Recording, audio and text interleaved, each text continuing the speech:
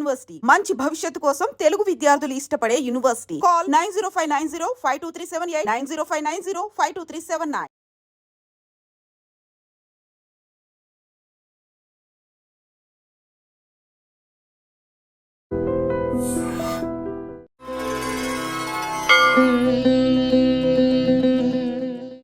గణపతి గురుమేకం సచ్చిదానందరూపం విబుధ నివహ సేవ్యం యోగ మార్గాతిరూఢం శరణముపగతనామార్తి సంఘాద్రి వజ్రం మమ హృదయ నివాసం భక్తి నమ్రోన్నమామి.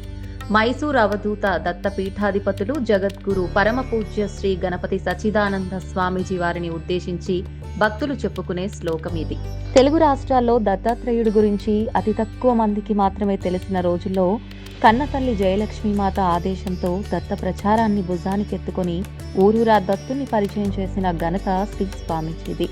అలా మైసూరులోని దత్తపీఠాన్ని నెలకొల్పి అఖండమైన సనాతన ధర్మం గురించి విశ్వమంతా చాటి చెబుతున్నారు. సినిమాలకు ప్రజలు బాగా ప్రభావితమవుతున్నారని గమనించి దత్త దర్శనం అనే సినిమా నిర్మించి మరీ దత్తుడి గురించి ప్రజలకు తెలియజేశారు. 50 ఏళ్ల క్రితమే మైసూరులో వేద పాఠశాల ప్రారంభించి సమాజానికి వేద పండితులను అందిస్తున్నారు. భారతదేశంతో పాటుగా అమెరికా, ఐరోపా, వెస్టిండీస్, ఆస్ట్రేలియా ఇలా ప్రపంచ దేశాల్లో కూడా ఆశ్రమాలు నెలకొల్పి ప్రపంచమంతా మళ్లీ సనాతన ధర్మం వైపు తిరిగి చూడాలి అనే సంకల్పంతో తీవ్రంగా శ్రమిస్తున్నారు.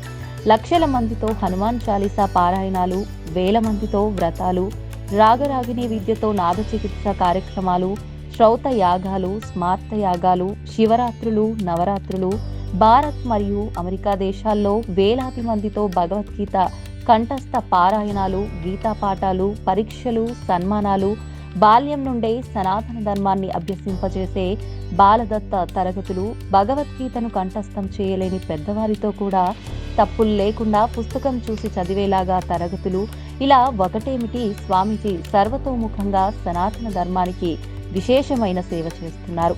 కర్మతో మనిషి మనసు శుద్ధి అవుతుందని, ఆ తరువాతనే మెల్లగా జ్ఞాన మార్గం వైపు నడవాలని బోధిస్తూ ప్రజలను సక్రమమైన కర్మ మార్గంలో నడిపిస్తున్నారు.